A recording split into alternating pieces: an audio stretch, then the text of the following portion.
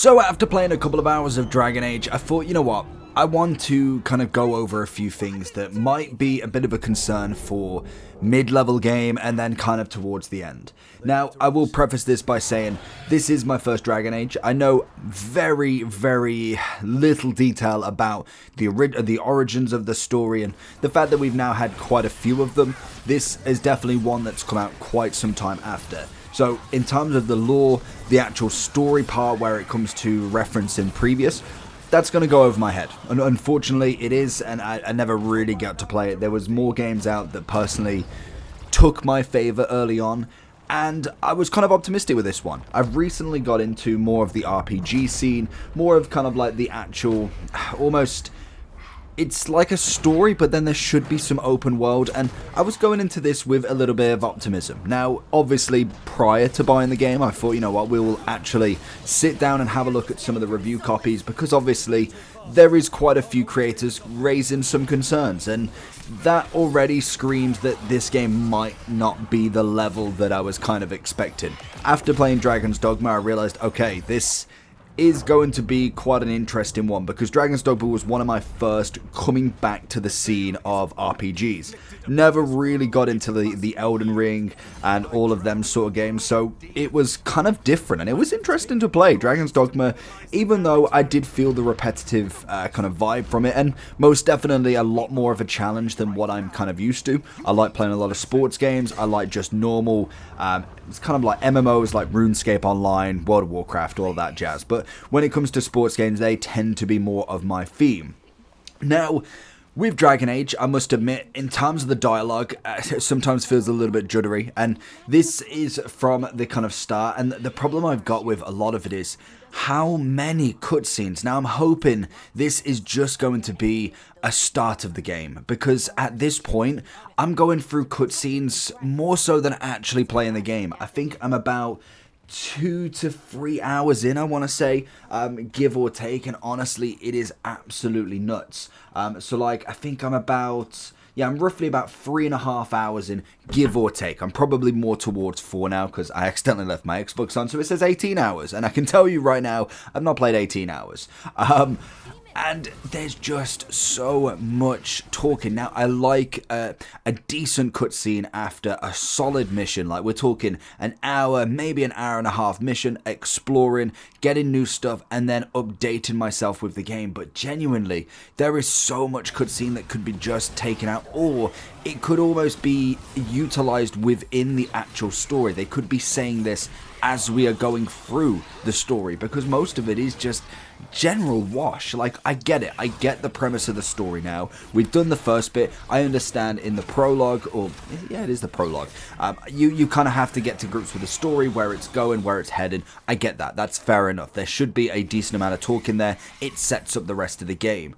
And I thought, okay, we can deal with that. We can go through, and now I'm 3, 4, 5 missions in, and we've still got the same amount of talking. It is absolutely mind-boggling how much story-based this is. I've been seeing kind of updates of the cinematic side of it, so just all of the cutscenes as a video. I think it's from Gamer's Little Playground, I want to say, is doing it. And like, they're already on part 3, part 4, and I'm like, how much is this going to go up? Because at the minute, we are going through a lot of cutscenes. So that's already my first concern, that is going to carry on with the game. Hence why I wanted to do kind of like a starter to this, like a couple of hours, few hours in, because I'm interested once we get 10, 20, 30 hours in, maybe even at the end of the game, truly what is the difference? Does it get less and less as you progress, or is it kind of around the same? Because that's something that really would just stop me from being more enjoyable with the game, because genuinely, I just want to play it.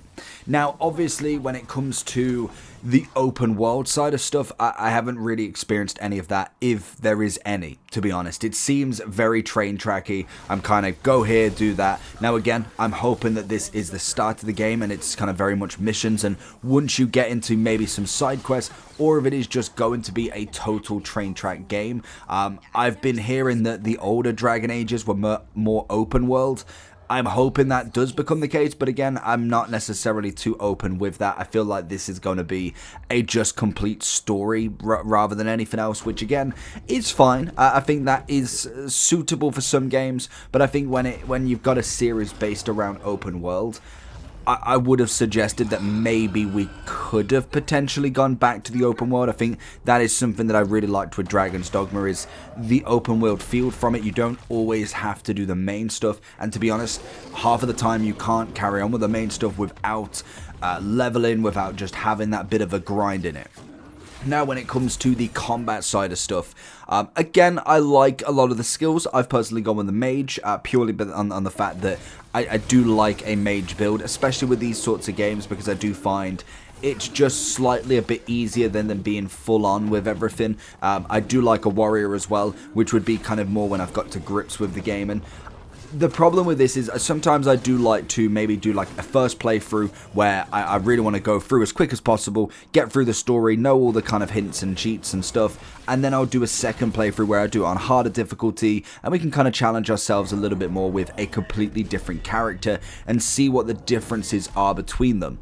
At this point, I don't feel like that's going to happen. I really think that that is something out of the question at the moment, just purely on what I'm seeing so far, which is a bit of a shame. I do think this game could have been better, and definitely now hearing a lot more of the review side of stuff, people being not necessarily squashed, but almost taken back if they have anything remotely negative to play about the game, especially when it comes to EA's points. I am a big buyer of EA's stuff, especially with FIFA, FC 25, FC 24, all of that jazz. So I get where the company can be run, and I understand that, yes, maybe as a business, if you think the game isn't necessarily completely up to your scratch, maybe you'd want to try and hide a little bit of it. Not even hide it, I suppose, but kind of just make sure all of the good stuff is going out before maybe you get a little bit of criticism. And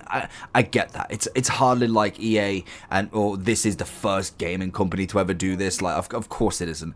Everybody wants the best reviews possible first. Otherwise, why would they give you a copy? If you're going to go out and slate the game, why would they give you a copy? We know this with advertisers, with general businesses away from content creators. You are not going to work with a company if you are going to slate them. So I can kind of understand that. It is, again, a little bit like, because it's in the kind of public eye, the content creators do push a bit more hype into the game. They don't necessarily make it. The game has got a massive lore, it's got a massive following from previous games, so it's not as if they needed a great deal of a push. But in this era of gaming, content creators do rule a lot of the power, and if they say something's bad, then there is a lot of fan base that will get on that hype, and they will get on that even if they maybe have a different opinion. There is a lot of people that will just follow their biggest favorite creators because they said it. Some won't. I'm not saying everybody will, but it's a very interesting concept when it comes to it. So after I'd say about 4 hours, I'd give or take, I'm kind of optimistic with the game, but then also I feel like it is very repetitive already. Again, depending on difficulty, that is going to have a massive factor as well with how much of a challenge it truly is. Now, I definitely don't have it on the hardest difficulty. I have tried it on story to start with, and to be honest with you, it's not the most enjoyable because it is very much just bog standard. Like there is not much you can do. So I personally went up a level in it. I started it to see if you could change it from storyteller, just to see if at least the story was semi-decent. And honestly, I'd rather just actually hard battle everything instead. Leave the talking and then kind of take a little bit more time with the game. But it is a very interesting one nonetheless. I think at the minute I'm about half and half with it. I would say I'm definitely less optimistic than I am kind of when I first started playing the game. So we will see after kind of like 10 to 20 hours to see if that has changed. And it will be an interesting kind of battle with the game to maybe get to the end and just see, was it truly worth it? The only good standpoint for this game is that I believe it was only around £50 because the deluxe edition only gave you cosmetic stuff. So at the minimum, at least it wasn't the 70-75 price tag that most games tend to come out, or at least 60 to 70 that most games do come out on launch. So I suppose that could be a big thing. Let me know down below what you think, though. Are you playing it? Have you given it a go? And are you really enjoying it that much?